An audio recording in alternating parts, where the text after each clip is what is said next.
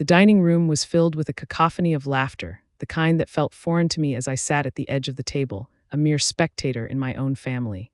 The warm lights cast a golden hue over the feast before us, but all I could focus on was the empty space where my needs should have been recognized. My brother Ethan sat across from me, his accomplishments celebrated like trophies, while I felt like a ghost lingering in the shadows of our parents' adoration. The aroma of roasted chicken mingled with the bittersweet taste of betrayal, a flavor that clung to the back of my throat as I forced a smile at their jovial banter. "Did you hear about his scholarship?" my mother exclaimed, her eyes sparkling with pride. I could hardly suppress the bitterness that bubbled within me. Why was it so easy for them to overlook my pain? The treatment I desperately needed was brushed aside as if it were an afterthought.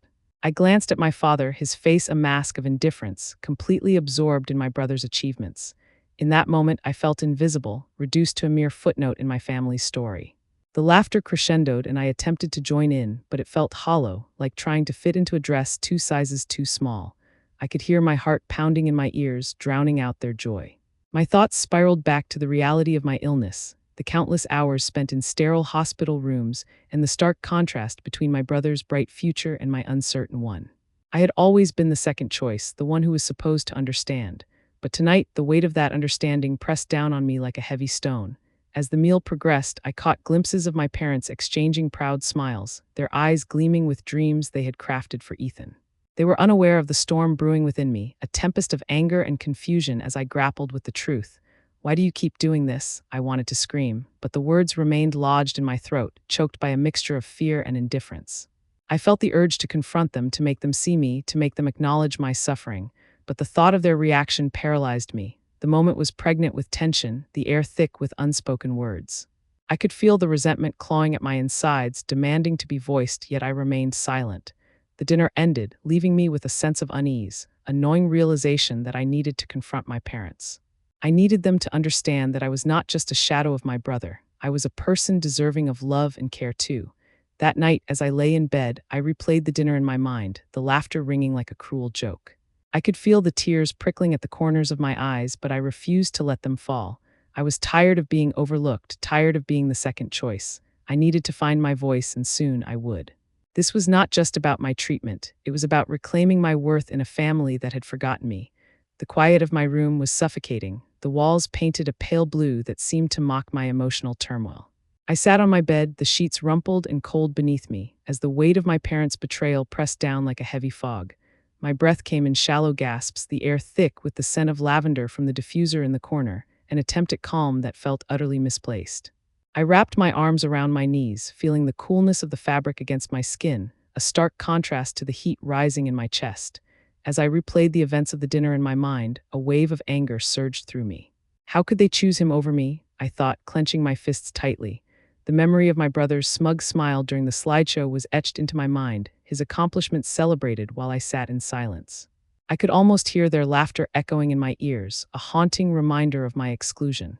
My heart raced with a mix of fury and sadness, each beat a reminder of the medical treatment I was denied, the care that was given to him instead. I could hear the distant sounds of my family gathering in the living room, their chatter and laughter drifting through the walls like a mocking song. I wanted to scream, to demand their attention, to make them see me, yet I felt paralyzed by fear and the overwhelming sense of unworthiness. The very thought of confronting my parents sent shivers down my spine. Would they even listen, or would they dismiss my pain as they had done so many times before? In that moment of despair, I thought of my mother's face, her expression a mask of indifference as she had raised a toast to my brother's achievements. I could picture her eyes glinting with pride, while I was left to drown in the shadows. The sting of her neglect cut deeper than any physical pain I had ever experienced. I was reminded of the countless times I had tried to reach out, only to be met with her dismissive attitude. Gathering my resolve, I stood up, my heart pounding in my chest. I needed to confront her, to make her understand how her actions had shattered my sense of self-worth. I could no longer remain the silent observer in my own life. As I took a deep breath, I felt a flicker of determination ignite within me. I would demand acknowledgement, not just for my health but for my existence. This was the moment I had been waiting for, the moment when I could finally speak my truth, even if it terrified me. The sterile scent of antiseptic filled the hospital waiting room, mingling with the underlying odor of burnt coffee from the vending machine. It was a strange juxtaposition of hope and despair. where families held on to optimism while grappling with the harsh realities of illness. I sat there, my fingers tracing the fraying edges of the armrest, feeling the rough fabric beneath my fingertips, a stark reminder of my uncomfortable existence. My mind raced, caught in a whirlwind of thoughts about the night before, a confrontation that had spiraled into chaos, leaving me feeling more isolated than ever. As I replayed the argument in my head, I could still hear the sharpness of my mother's voice cutting through the air like a knife. "You don't understand, Victoria. Ethan needs this opportunity." Her words echoed in my ears, a chilling reminder of my perceived insignificance. I had stood there, fists clenched, heart pounding, desperate to make her see my pain, but the walls of her indifference felt insurmountable. My resolve to fight for my rights clashed violently with the fear of disappointing her. Would she ever acknowledge my struggles? The hum of fluorescent lights above did little to soothe my frayed nerves. Instead, it only amplified the tension building inside me. I glanced around the waiting room, catching snippets of hushed conversations, laughter that felt entirely out of place amidst my turmoil. I envied those families, their laughter a stark contrast to the heaviness in my chest. I was suffocating under the weight of my reality. My parents' relentless focus on Ethan had eclipsed my own needs, leaving me feeling like a mere shadow in my own life. Suddenly, my phone buzzed, the vibration jolting me from my thoughts. It was a message from Lily, a beacon of support in my storm of emotions. "How are you? I'm worried about you. Let's meet later." I could almost hear her voice in my head, filled with concern and unwavering support. But even that comfort felt overshadowed by the growing frustration I harbored towards my parents. They were blind to my suffering, and I couldn't shake the feeling that I was fighting an uphill battle for acknowledgement. The clock ticked agonizingly slow, each second stretching into eternity. The sound of my own breathing became deafening as I stewed in my thoughts. I imagined confronting my parents again, laying bare the injustices I felt, yet the fear of their reactions held me back. What if they dismissed my feelings again? What if they turned their backs on me? The uncertainty gnawed at my insides, a relentless reminder that I was at a crossroads between my desire for validation and the crippling fear of familial rejection. I had to be brave. I had to speak up, but the thought of their indifference loomed over me like a dark cloud. The sterile scent of antiseptic filled the air as I sat in the hospital room, the fluorescent lights casting a harsh glare on the stark white walls. My fingers traced the cool surface of the metal bed railing, a nervous habit that barely registered against the anxiety swirling in my mind. I had hoped this family meeting would be different, an opportunity to bridge the chasm that had widened between us, yet apprehension gnawed at my insides like an insatiable beast. Moments later, my parents entered the room, their expressions a mix of concern and unease. My mother's eyes darted around the space, avoiding mine as if the very act of making eye contact would force her to confront the truth she'd been evading. I could see the tension in her shoulders, the way she clutched her purse as if it were a lifeline. "Victoria, we're glad you called us here," she began, her voice shaky, barely above a whisper. I felt a flicker of hope ignite within me, a desperate wish that this time would be different. "I needed to talk about how I've been feeling, about the decisions you've made regarding my health and Ethan's schooling," I replied, my voice steadier than I felt. The words poured out, heavy and unyielding, yet I sensed the walls of their stubbornness rising. My father, usually the more stoic of the two, shifted uncomfortably in his seat. "We just want what's best for everyone, honey. You know that, right?" His tone was placating, but the underlying message was clear. My needs were secondary. I could feel the warmth of the sunlight filtering through the window, a stark contrast to the chill that enveloped our conversation. My heart raced as the words I wanted to say began to bubble to the surface, yet with each passing moment, that flicker of hope dimmed. My mother's eyes glazed over, a telltale sign that she was tuning out, her mind fixated on her son's academic achievements rather than my health. "Mom, I need your support now more than ever. I want to feel valued, to feel like I matter," I implored, my voice rising with emotion. But as I watched her dismissive expression, my heart sank deeper. It was as if I were speaking a different language, one she refused to understand. The silence stretched between us, thick and suffocating, and I could feel the weight of my disappointment settle like a heavy cloak. As the meeting came to a close, I left the hospital room feeling more isolated than ever. My parents' stubbornness had turned what I had hoped would be a moment of reconciliation into yet another reminder of my place in our fractured family. The ache in my chest intensified, and I realized that my quest for peace had only deepened the wounds of injustice that had long been festering beneath the surface. With each step away from that sterile room, I knew I couldn't allow this cycle to continue. My health was deteriorating, and with it my resolve. I felt a sense of urgency rising within me, a calling to take a stand before it was too late. The moon hung high in the night sky, casting a silvery glow over the park as I sat on a weathered bench, the cool breeze whispering through the trees. My thoughts swirled like the leaves dancing in the wind, chaotic yet strangely calming. I fiddled with the hem of my sweater, its soft fabric grounding me as I awaited Lily's arrival. The weight of the past few days pressed down on my shoulders, each moment replaying in my mind like a haunting refrain. When Lily finally arrived, her silhouette emerged from the shadows, the warmth of her smile cutting through the chill of the night. "You look tense, Vic. What's going on?" she asked, settling beside me. I took a deep breath, the scent of damp earth and fresh grass filling my lungs, and began to share the turmoil I had been feeling. "I need to confront my parents, but I'm terrified of what might happen. What if they dismiss me again?" My voice trembled with the weight of my anxiety, a feeling that had become all too familiar. Lily turned to me, her expression serious yet supportive. "You deserve to be heard. You can't keep letting them overlook you. This is your chance to stand up for yourself," she encouraged, her tone unwavering. I felt a flicker of hope ignite within me, pushing back against the dread that had been festering. But still, doubt lingered in the corners of my mind. What if my words fell flat? What if they didn't care? The sound of laughter echoed from a nearby gathering, a reminder of the joy that felt so far removed from my own life.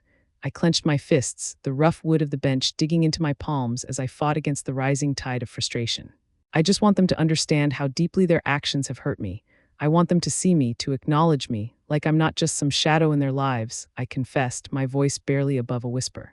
"What if we plan it out together?" Lily suggested, her eyes sparkling with determination.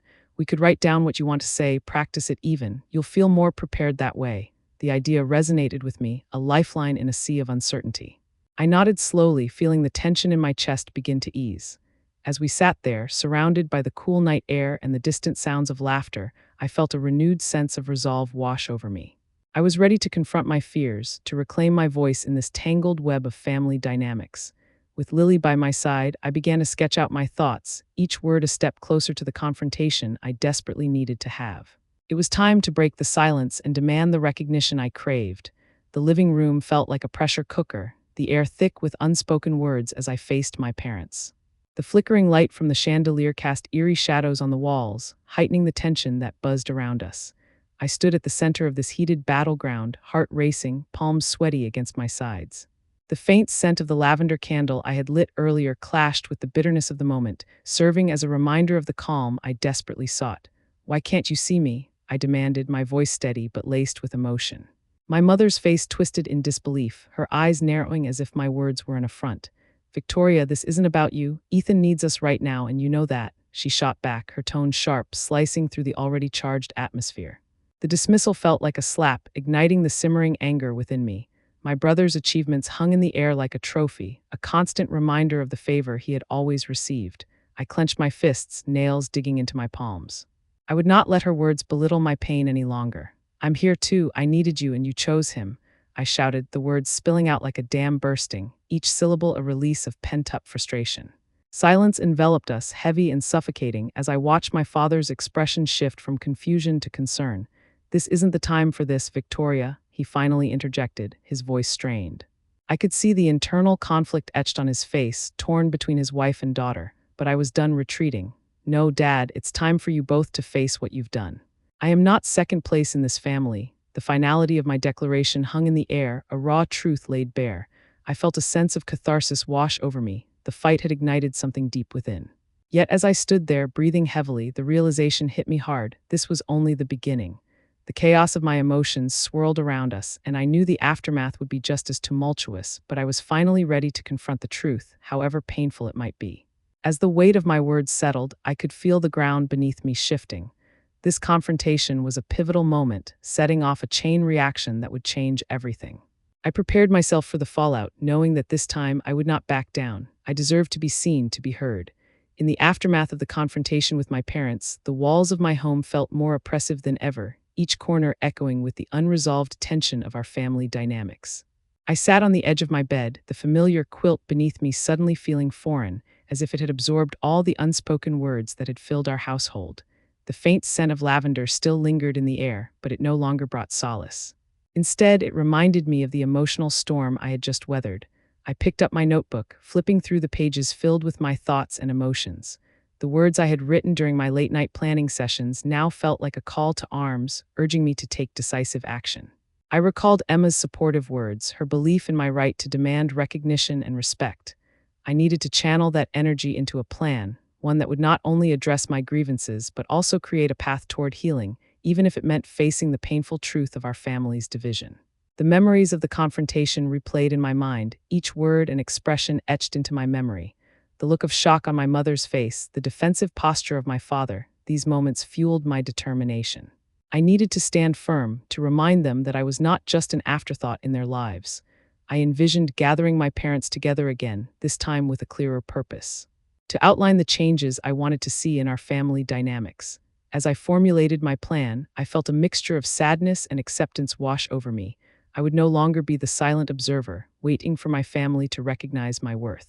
I would initiate conversations, set boundaries, and express my needs clearly. Each step I contemplated felt like a small rebellion against years of neglect and favoritism. I knew that change wouldn't come overnight, but I was ready to fight for my place, to reclaim my voice. The thought of facing my family again filled me with a blend of anxiety and resolve. I would need to prepare myself emotionally to brace for potential pushback, but I also recognized that this was about more than just me.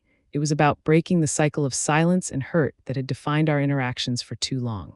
I was ready to confront the ghosts of our past and pave the way for a more honest future, one where my feelings and experiences were acknowledged and valued. This path wouldn't be easy, but it was a necessary one, and I was prepared to walk it, step by step, determined to forge a new narrative for myself within this fractured family. The living room felt like a pressure cooker, the air thick with tension as my family gathered once again.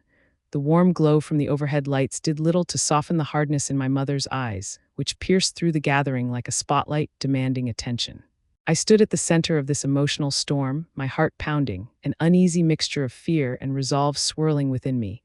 I could almost hear the thudding of my pulse echoing against the silence, a deafening reminder that the truth was now unavoidable. As I took a deep breath, the scent of stale coffee and lingering dinner aromas assaulted my senses, grounding me in the moment. My mother's gaze shifted to me, a flicker of apprehension crossing her features as I finally found the courage to speak. "We need to talk about what happened last time," I said, my voice steady despite the tremors coursing through my body. The room held its breath, my siblings exchanging nervous glances as if they sensed the gravity of what was about to unfold. "What's there to talk about? You've always been dramatic, Victoria," my mother shot back, her tone dismissive, a familiar sting that had haunted me for years.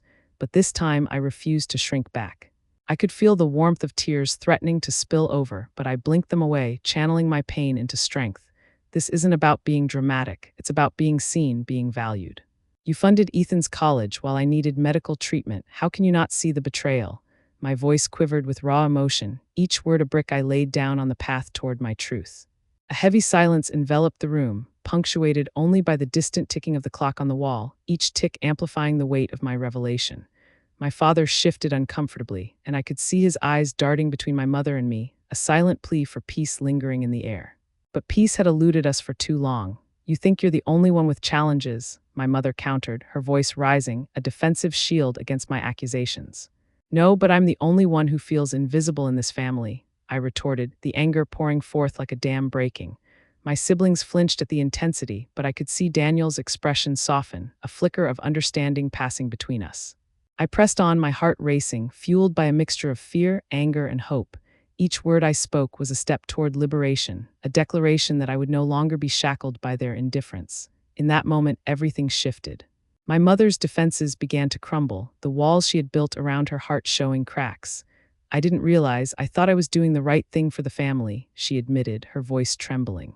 I saw the flicker of vulnerability in her eyes, a hint of the mother I had longed to connect with. The air shifted, and for the first time, I felt the possibility of reconciliation hanging in the balance. It was a fragile moment, one fraught with the potential for healing and understanding.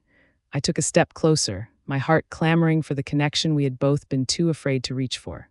The aftermath of our confrontation felt surreal, as if I had stepped into a dream where the lines between reality and my emotions blurred.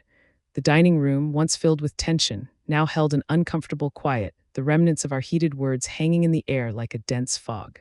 Sunlight filtered through the window, casting warm patches of light on the table where we had just bared our souls. I could smell the lingering aroma of lasagna, but it was no longer comforting. It was a reminder of the meal that had led us to this pivotal moment. I watched my family process the revelations, their expressions a mix of shock and guilt. My mother sat with her hands clasped tightly in her lap, her face softening as she struggled to find the right words. My siblings exchanged glances, their eyes wide with the realization of my pain. I felt a flicker of hope within me, but it was quickly overshadowed by the fear of what this new understanding would mean for our family dynamic. Would they truly change, or was this just a fleeting moment of clarity? As I took a deep breath, my heart raced with uncertainty. I had finally spoken my truth, yet the fear of rejection still gnawed at me. I just want to feel like I belong, to be recognized in our family just like everyone else, I said, my voice barely above a whisper. The vulnerability in my words felt like a double-edged sword, exposing my deepest wounds while also inviting them to respond. My sister, breaking the silence, reached for my hand across the table. We didn't realize how much you were hurting, Mia. We can do better. Tears prickled at the corners of my eyes as her words washed over me like a soothing balm.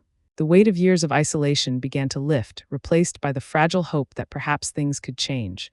My mother finally spoke, her voice trembling. I never meant to make you feel unworthy, Mia. I was so focused on your brother's future that I lost sight of your needs. I'm sorry. Those words, though simple, felt monumental. They were an acknowledgement of my pain, a step toward healing the fractures within our family. I squeezed my sister's hand in gratitude, realizing this was the beginning of a long journey toward reconnection. We had a long way to go, but for the first time I felt seen. I could sense the shift in the atmosphere. The air was lighter, filled with the potential for understanding. No longer was I just a shadow in the background. I was ready to reclaim my place in our family's story, one step at a time. As we began to talk more openly, I felt the hope rekindle within me. The road ahead would be filled with challenges, but I was determined to navigate them with my family by my side. This moment was not just a resolution. It was the dawn of a new chapter, one where I would no longer be invisible. As I sat on the edge of my bed, the soft glow of the sunset filtering through my window, I reflected on the tumultuous journey I had embarked upon. The air was rich with the scent of blooming jasmine from the garden outside, a stark contrast to the heaviness that had once filled my heart. I could still feel the echoes of our family confrontation, the raw emotions laid bare, yet here I was, finally feeling a sense of peace settle within me.